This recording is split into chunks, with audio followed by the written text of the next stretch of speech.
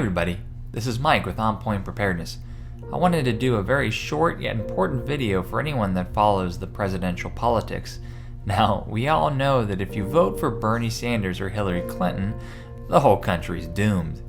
But for any of you who are holding out hope for Donald Trump or Ted Cruz, this may be a slightly rude awakening, because both of these candidates have alluded to the fact that Freemasonry has played a large part in their lives. For Ted Cruz, I've already done a video on him about a month ago, and he has shown a very prominent Freemasonic hand gesture called the hidden hand. Every time he gets up on stage, for some reason, he always puts his hand inside of his coat jacket, essentially hiding it. It's a very unnatural thing to do. And if you look at all the figures, very important figures throughout history, like Stalin, Napoleon, George Washington, and the list goes on, some of them proven to be Freemasons, they all tuck their hand inside of their coats, essentially hiding it and the agenda that they stand for. And not to mention, Ted Cruz's wife is a high-ranking official at Goldman Sachs, and the whole world is entirely controlled by bankers. I need not say more. But here's something that is very important that I only found out a couple days ago on Angel White's YouTube channel.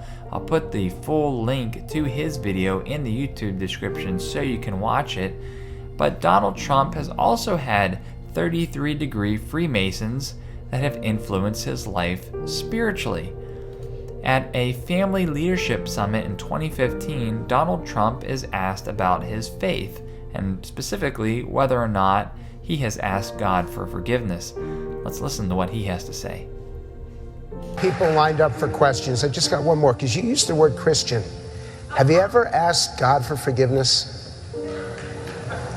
That's a tough question. I don't think in terms of, I'm a religious person.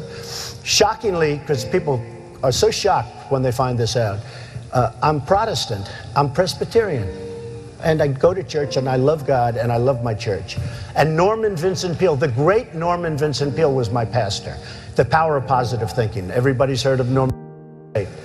He would give a sermon you never wanted to leave. Sometimes we have sermons, and every once in a while we think about leaving a little early, right, even though we're Christian. Dr. Norman Vincent Peale, Frank, would give a sermon. I'm telling you, I still remember his sermons. It was unbelievable. And what he would do is he'd bring real-life situations, modern-day situations, into the sermon. And you could listen to him all day long. When you left the church, you were disappointed that it was over. He was the greatest guy. And then, you know, he passed away, but he was a great...